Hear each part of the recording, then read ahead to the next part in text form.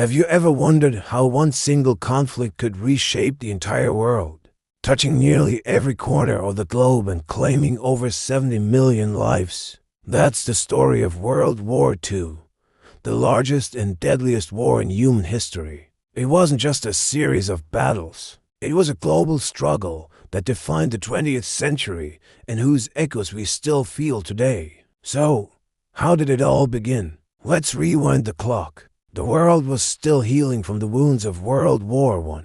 The Treaty of Versailles, signed in 1919, was meant to bring peace. Instead, it sowed the seeds of future conflict. Germany was hit with massive reparations, territorial losses, and the infamous war guilt clause. This created deep resentment and economic hardship. In Italy, similar feelings of being shortchanged by the treaty fueled the rise of Benito Mussolini and his fascist party. Over in Asia, Japan, a rapidly industrializing nation, had its own imperial ambitions, eyeing the resource-rich lands of China and Southeast Asia. The Great Depression of the 1930s then swept the globe, making everything worse. Economies collapsed, unemployment skyrocketed, and people grew desperate. This desperation made them vulnerable to extremist leaders who promised easy solutions and national glory.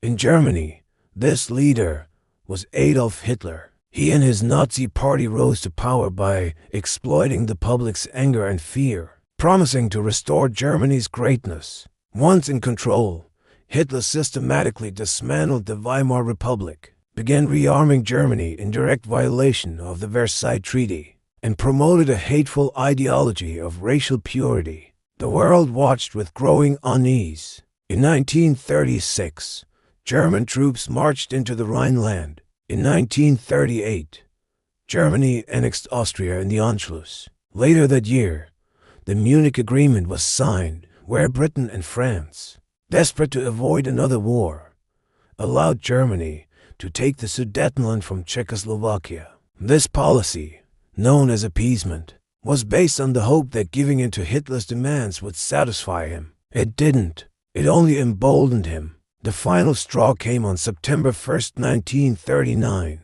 Germany invaded Poland. Hitler had signed a non-aggression pact with the Soviet Union, secretly agreeing to divide Poland between them. This invasion triggered the defense pacts Poland had with Britain and France. 2 days later, on September 3rd, they declared war on Germany. World War II had officially begun in Europe. Germany's new military tactic, the Blitzkrieg or Lightning War, was devastatingly effective. Using coordinated attacks with tanks, planes, and infantry, German forces quickly overran Poland.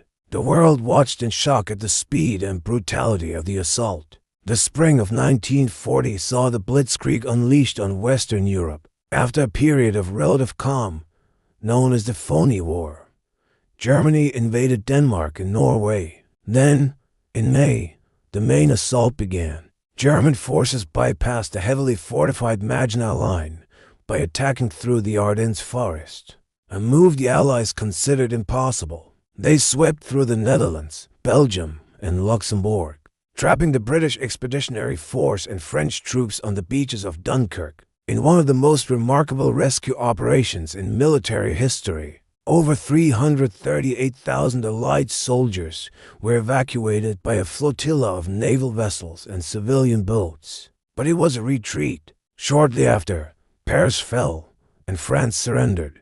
Hitler stood victorious in the very same railway car where Germany had surrendered in 1918. Britain now stood alone. Winston Churchill, Britain's new prime minister, vowed to never surrender. What followed was the Battle of Britain. The German Luftwaffe sought to gain air superiority over the Royal Air Force to pave the way for a sea invasion.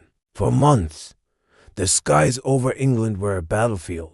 Despite being outnumbered, the RAF pilots, aided by radar technology and incredible bravery, held off the German assault. Hitler was forced to postpone and eventually cancel the invasion. As Churchill famously said of the pilots, "Never in the field of human conflict was so much owed by so many to so few." While Europe was engulfed in war. Tensions were escalating in the Pacific. Japan continued its brutal invasion of China and, in 1940, joined Germany and Italy to form the Axis powers. The United States, officially neutral, watched with growing alarm. President Franklin D. Roosevelt sought to aid the Allies, instituting the Lend-Lease Act, which supplied Britain and other nations with vital war materials. But America was still hesitant to enter the war directly. That all changed on December 7, 1941. In a surprise attack, Japanese forces bombed the U.S. naval base at Pearl Harbor, Hawaii. The attack was devastating, sinking or damaging numerous battleships and killing over 1,400 Americans. The next day, President Roosevelt called it a date which will live in infamy, and the United States declared war on Japan. Germany and Italy, in turn, declared war on the U.S., officially making the conflict a truly global war. The entry of the United States and the Soviet Union, which Germany had invaded in June 1941, marked a turning point. The war was now fought on two massive fronts, the European theater and the Pacific theater. In Europe, the Eastern Front became the largest and bloodiest theater of war in history. The Battle of Stalingrad, from 1942 to 1943, was a brutal, grinding conflict that ended in a catastrophic defeat for the German army. It was the beginning of the end for Hitler on the Eastern Front. In North Africa, British and American forces defeated German and Italian troops, paving the way for the Allied invasion of Italy in 1943, which led to Mussolini's downfall. Meanwhile, the Allies were planning the largest amphibious invasion in history to open a second front in Western Europe. On June 6, 1944, D-Day, over 156,000 Allied troops landed on the beaches of Normandy, France. Under the supreme command of General Dwight D. Eisenhower, the forces faced fierce German resistance, but they established a foothold. This was the beginning of the liberation of France. Paris was freed in August 1944. The Allies then pushed toward Germany from the west, while the Soviets advanced relentlessly from the east. The Battle of the Bulge in the winter of 1944 was Germany's last major offensive, a desperate gamble that ultimately failed. As Allied forces closed in on Berlin from both sides, the full horror of the Nazi regime was uncovered. Soldiers liberated concentration and extermination camps like Auschwitz, Dachau, and Buchenwald, revealing the systematic murder of 6 million Jews and millions of others in the Holocaust. The scale of this genocide shocked the world and remains one of history's darkest chapters. On April 30, 1945, with Soviet troops just blocks from his bunker in Berlin, Adolf Hitler took his own life. A week later, on May 8, 1945, Germany officially surrendered. The war in Europe was over. It is celebrated as Victory in Europe Day, or V-Day. But the war was not yet finished. In the Pacific, the fight against Japan was brutal and costly. U.S. forces, led by figures like General Douglas MacArthur and Admiral Chester Nimitz, engaged in a strategy of island hopping, capturing key islands one by one to get closer to Japan. Battles like Midway, Guadalcanal, Iwo Jima, and Okinawa were incredibly fierce, with high casualties on both sides. Despite being pushed back to their home islands, the Japanese military leadership refused to surrender, vowing to fight to the last person.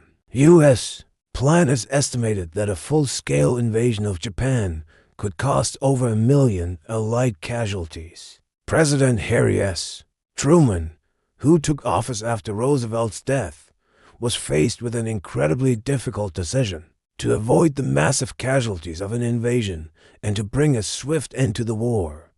He authorized the use of a new, terrifying weapon, the atomic bomb. On August 6, 1945, an American B-29 bomber dropped an atomic bomb on the city of Hiroshima. The blast and its aftermath killed an estimated 140,000 people. 3 days later, with Japan still not surrendering, a second bomb was dropped on Nagasaki. The aftermath of the war was transformative. It left vast swathes of Europe and Asia in ruins. It led to the formation of the United Nations, an organization created to prevent future global conflicts. The world order was redrawn, with the United States and the Soviet Union emerging as the two dominant superpowers, setting the stage for the decades-long Cold War. The war accelerated technological advancements, from radar and jet engines to nuclear energy and computing. It also spurred decolonization movements across Africa and Asia as the old European empires crumbled. From the ashes of appeasement to the fury of the Blitzkrieg, from the turning point at Stalingrad to the shores of Normandy, and from the shock of Pearl Harbor to the atomic bombs over Japan, World War II was a conflict of unprecedented scale and consequence. It's a story of aggression and resistance, of unimaginable horror and incredible heroism. Understanding this war is crucial to understanding the world we live in today. It's a somber reminder of the human cost of hatred and ambition, but also a testament to the resilience of the human spirit in the face of darkness. Thank you so much for watching. If you found this overview of World War II insightful, please hit that like button and subscribe to the channel for more deep dives into history. Let me know in the comments what part of the war you find most fascinating. Until next time.